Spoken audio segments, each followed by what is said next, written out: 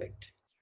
So what I would like to talk about today is resiliency.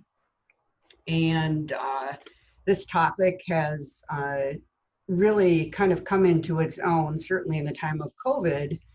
But I have learned a lot about this from a medical standpoint, and it really was highlighted to me a bit about a year and a half ago at a conference when I was that I was attending for chronic disease, and so that really helped me to really think more about why people get better, why some people don't get better.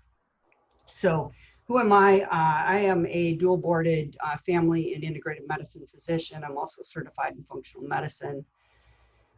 My undergrad is in athletic training, so I was a certified athletic trainer before I went to medical school, and I practice here in Palmer, and this is my 6th year. So I started to talk a little bit about why this topic, and that really has a lot to do with in the practicing over 20 years, and I realized how much trauma is impacting everybody that I work with, and including myself. And we'll talk a little bit about what does trauma mean. We're constantly being subjected to stressors, work, family, school, social media, our phones, etc. And for those of us that are older, we, for the most part, did not grow up with cell phones and all of these devices. So that takes some learning as well.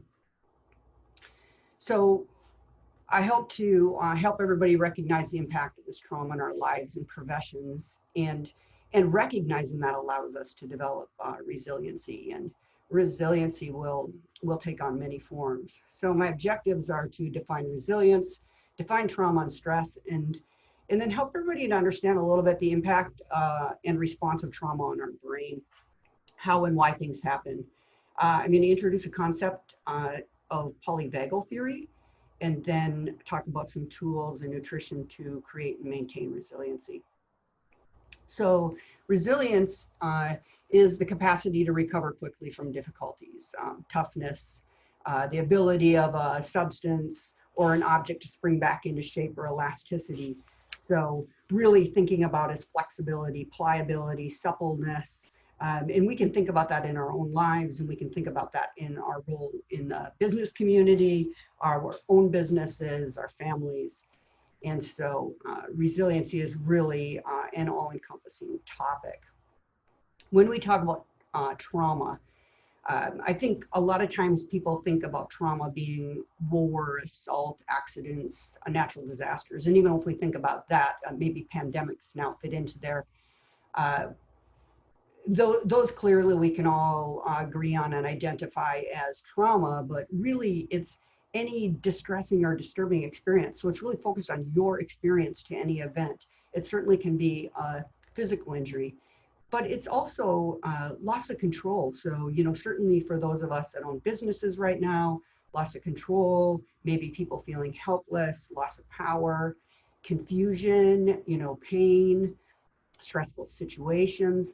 All of those are traumas, if you will, as well, and stressors. So it's just important to understand the impact of all of these. Different signs and symptoms of trauma emotionally certainly can be anger and grief and sadness, fear, denial, anxiety can be a sign and symptom of trauma and stress. In physical symptoms, you think about pain, certainly gut symptoms, dizziness, sleep disruptions, appetite changes. People can just feel tired or fatigued, trouble concentrating, trouble with memory. Recurrent infections can be a sign of trauma. So I want to talk a little bit about our brain on trauma, and this is just meant to give you guys a little bit of an idea of what happens. So we have different, parts of our brain, and I think a lot of people understand a little bit that we have our prefrontal cortex, and that's our thinking center. And our thinking center becomes underactive when we're stressed. Also, our cingulate gyrus is kind of in the middle of our brain, and what happens here is that's our self-regulation. That also becomes underactive under stress or trauma. Our interoception area in our insula, that is basically where we feel into an experience, connect with internal sensations. That can become dysregulated. So if you think about appetite, like if you're eating because you're under stress, or you don't have an appetite, or you're warm, or you're jittery, those are all of those things. The hippocampus is kind of our memory center. Interesting thing about the hippocampus, and this certainly happens with people when we're dealing with kind of post-traumatic stress disorder, accidents, different things that have significant trauma. And I'll explain, this will lead into why this is important. But our hippocampus also kind of timestamps things so that when something traumatic happens, we know in our mind, like, no, I'm safe now, but that happened before, you know? And so sometimes those get blurred when we're under stress. And so that can lead to triggers for us. And then our amygdala is really our center of being able to determine really if a person, a place, a situation is a threat or a danger. And so you're getting down into that midbrain there. And so some of that, we'll talk a little bit about reptilian brain, and just responses that happen that you don't always have control over. So the reason why all this is important, and the reason I want to talk about it, is because it's the vagal nerve plays a big role in this for all of us. And people may have some familiarity with this. The vagal nerve is our 10th cranial nerve. It basically connects our brainstem all the way down to our visceral organs. So its primary function is parasympathetic, which is kind of that slow your heart rate, rest, digest. There are two areas that it originates from in your brainstem, the dorsal motor nucleus and the nucleus ambiguous. And I can explain that a bit more. 80% of those fibers in this vagal nerve are sensory, 20% of them are motor. So really, I think, 25 years ago or more, when I was in medical school, we really understood kind of the motor part of it, and that helped slow our heart rate down, and so that we could create gastric secretions, those kind of things to digest. And that's really what we understood of it at that time. So the dorsal, or more posterior part of this, is not myelinated. And what that means is things don't travel as fast. It's more primitive, and it also deals with everything that's below our diaphragm. So think below your lungs. And so it's real important there because it's a lot of our digestion that plays a role there. The ventral, or the front side of it, is myelinated. It's a little bit faster transmission.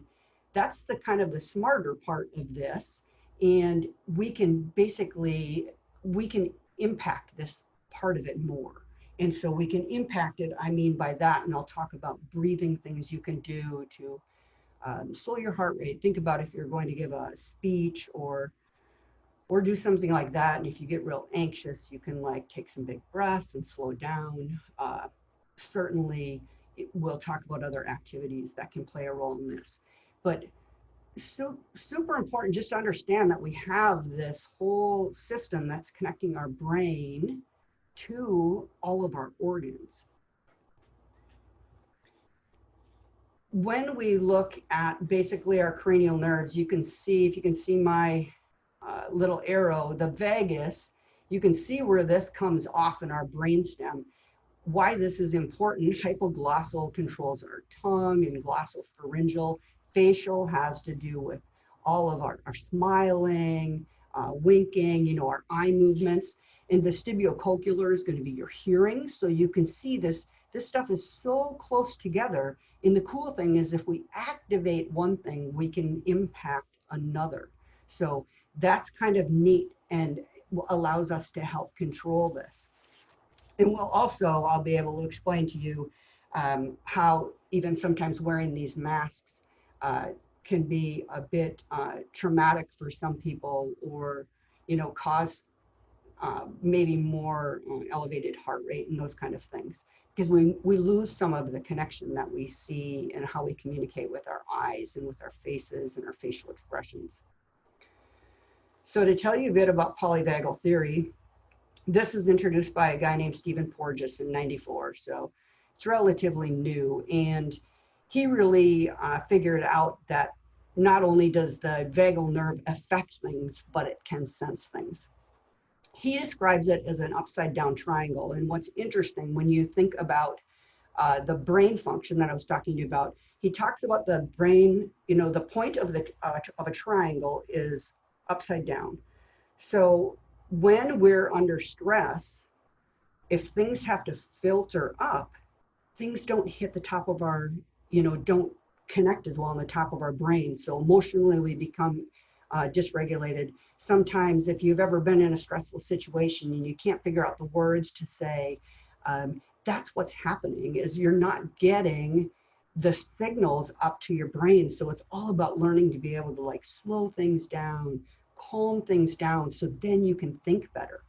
But that I think is critically important for us to understand, as humans, and and it's also being able to sense situations being safe, dangerous, and so it really, is our autonomic system, nervous system, is the one that we are not really thinking about. But how can we impact that with our central nervous system?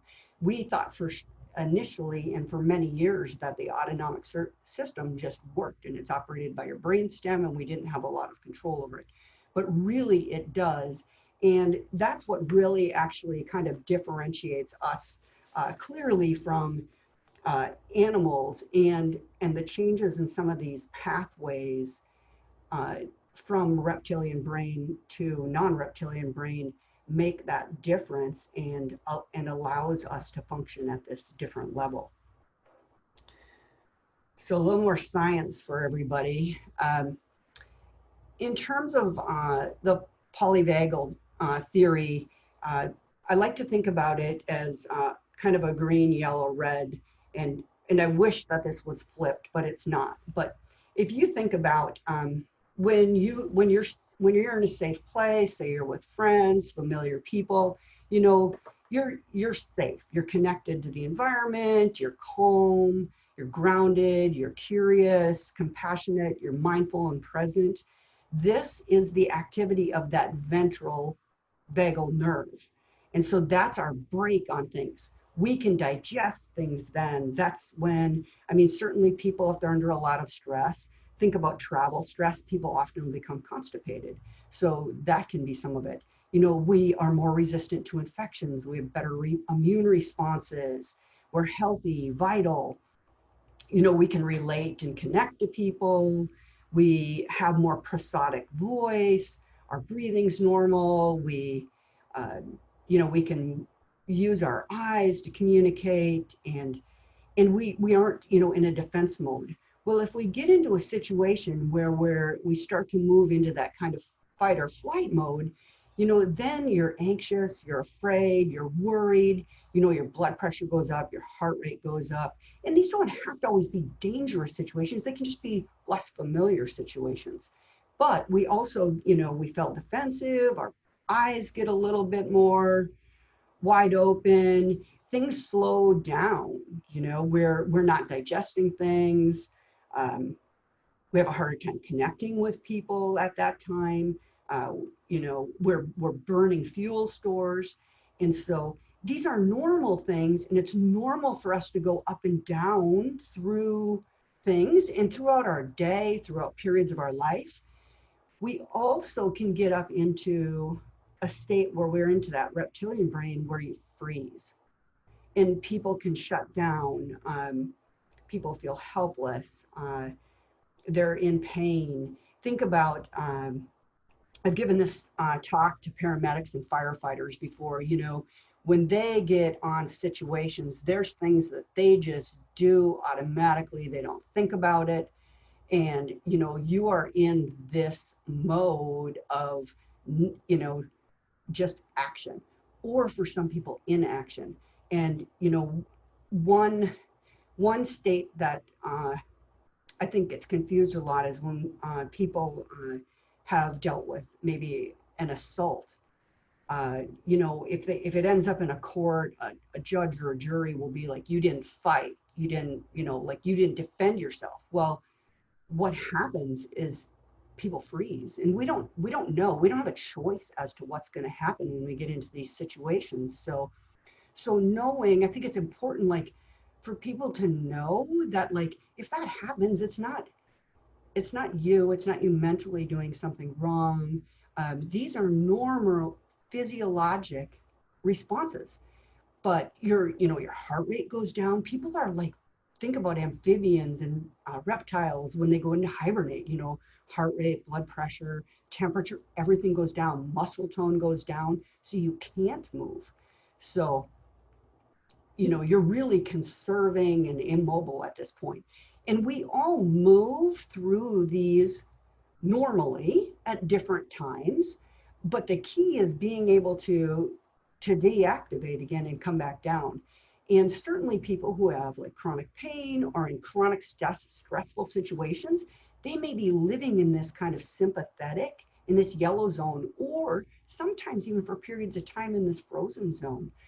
Some people just freeze after a significant life event and don't know how to move and can't move. And so I think the biggest thing I want people to understand is, like, this happens for us all the time. We're not thinking about it, but also for people to understand um, that these are physiologic responses, and so that we don't always have necessarily control over this.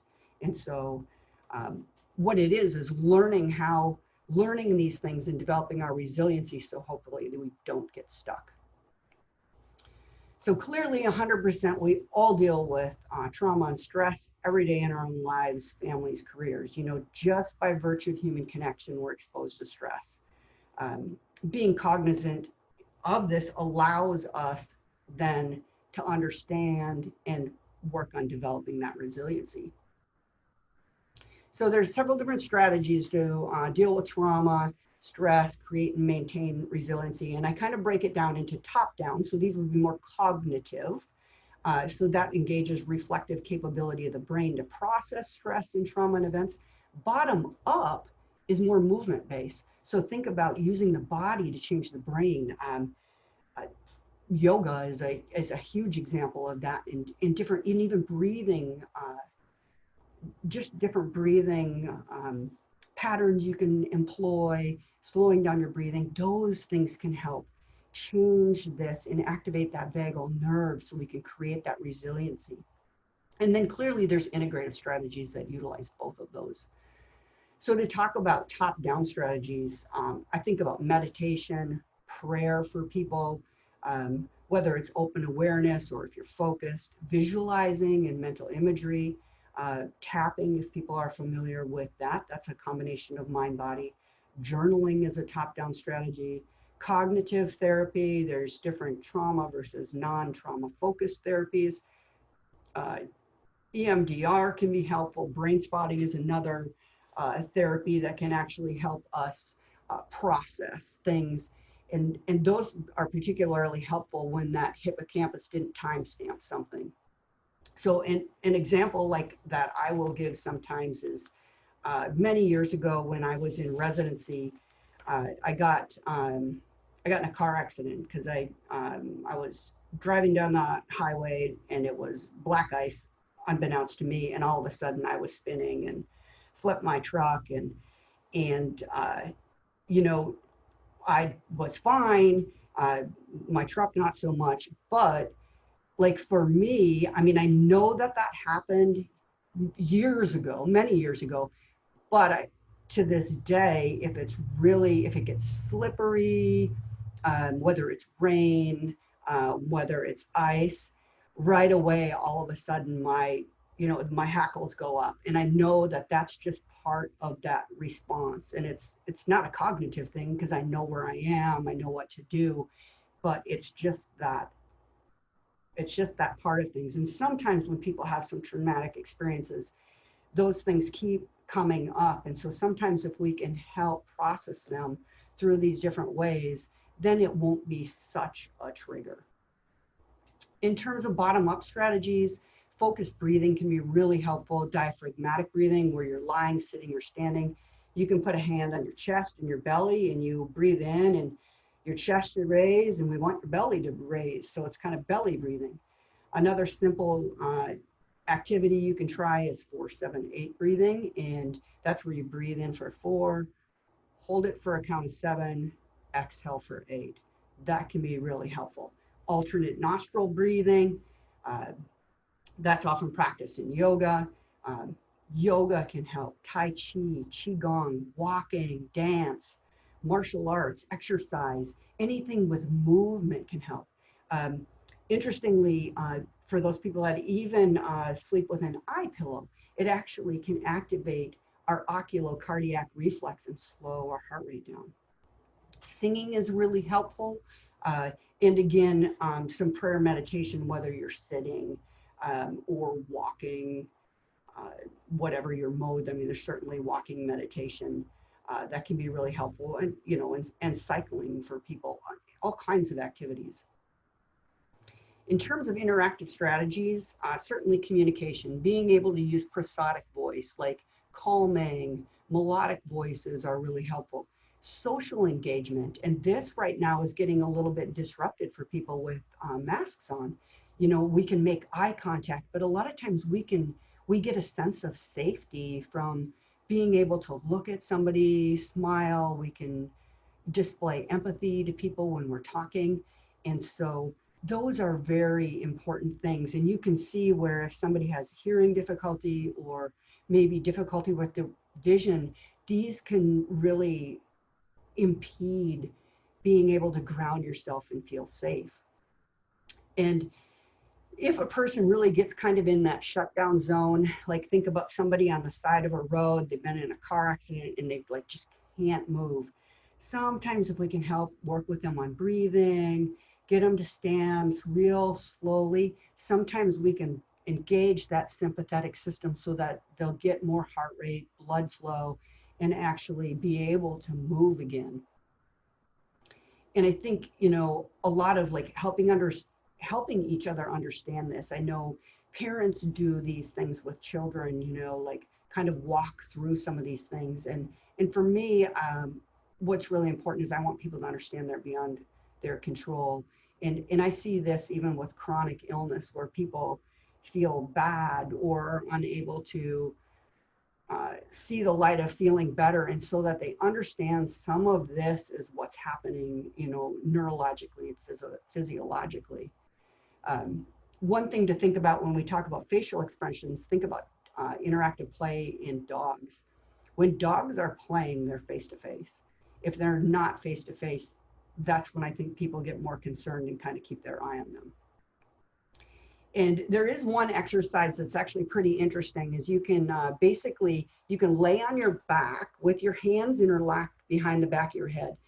And you lay back, and if you turn like your eyes to the right, so keep your head straight, eyes to the right, hold them as long as you can until you have a sigh or take a big breath. That will kind of reset your vagal tone. Do the same thing on your left.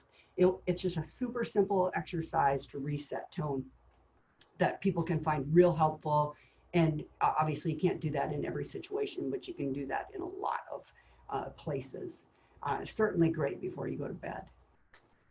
So in terms of lifestyle factors, these are the same lifestyle factors I talk to people about, whether we're talking about immune health or chronic illness, and also in light of resiliency. 7 to 8 hours a night of sleep, regular bed and wake times are really helpful. Movement each day, 30 to 60 minutes of aerobic activity daily, strength and resistance training 2 to 3 times a week. They don't have to be long sessions. You can do something as simple as, I have a favorite set of exercises called the Key 3 exercises. It's a squat, a simple chest press, and then a single arm row. And those 3 exercises hit 85% of your major muscle groups. So it can be a lot of simple things. And then stress management, that overlaps with a lot of the things that I've talked about above. And some tools that I will use. I use a device called a Brain Tap, and that's got combination of speaking, and it's a headset, and so I get light in my eyes, on my ears, and then basically kind of some different mantra things or music to help change your brain waves. Heart math is another thing that's really helpful, and that's a simple device you can connect to your phone or to an iPad or your computer, and basically you're bringing into sync your heart rate and your breathing, and that can make a big difference. In terms of nutrition, clearly nutrient-dense foods, healthy fats can actually activate the vagal nerve, and that actually was shown in a study that basically in the ICU, how when they added healthy fats into enteral feeding, so into feeding for people that weren't able to eat, that it actually activates that vagal nerve and can bring down that stress level. Clearly beneficial: water, fruits and vegetables, leafy greens in particular because of vitamins and magnesium, fish, omega-3 fatty acids, clean proteins are very helpful, and probably pretty evident, sugar, simple carbs are not helpful. Those are going to cause more stress. Alcohol, processed packaged foods, fast food are all, we'll call them, less beneficial. And I was doing some other reading, thinking about from a business standpoint, and ran into a couple quotes through the Harvard Business Review, and that I thought were really helpful. You know, more than education, more than experience, more than training, a person's level of resilience will determine who succeeds and who fails. That's true in the cancer ward, it's true in the Olympics, and it's true in the boardroom. And I would say that is very true. And another quote that I found in a paper from 2002 from Harvard Business Review: resilient people possess three characteristics: a staunch acceptance of reality, a deep belief, often buttressed by strongly held values, that life is meaningful, and an uncanny ability to improvise. You can bounce back from hardship with just one or two of these qualities, but you will only be truly resilient with all three. These three characteristics hold true for resilient organizations as well. Resilient people and companies face reality with staunchness, make meaning of hardship instead of crying out in despair, and improvise solutions from thin air, and others do not. The pains you feel are messengers, listen to them. That's a quote by Rumi, and I think that's some of those things that if we have any more deep-seated things, you know, we need to listen to everything. Like we've got lots of messengers in our lives. And lastly, I would say greater understanding provides us all with more to share. And clearly, we're all in this journey together. And this has really proved even more so during this pandemic. So I do have a list of interesting resources and references. One of the first books that I read about all of this is The Body Keeps the Score by Bessel van der Kolk, and that's really insightful. And then Norman Deutsch wrote two books, The Brain That Changed Itself and The Brain's Way of Healing, and they're really incredible if you are interested in what we are capable of doing. You know, clearly, it's only been more recently that we realize we do have neuroplasticity and we can regrow nerve cells. I mean, for a long time, it was thought that like once a nerve cell or brain cell dies, it's dead.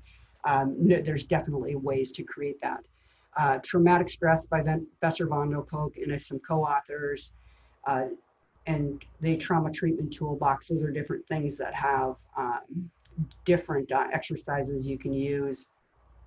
Accessing the Healing Power of the Vagus Nerve by Stanley Rosenberg is another focus on different things that we can do. And then the couple of articles out of the Harvard Business Review that are accessible is What Resilience Means and Why It Matters and How Resilience Works. And then I referenced that study on the autonomic nervous system. And that's what I have.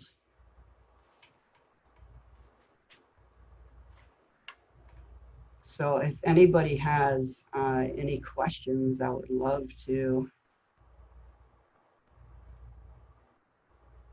entertain them.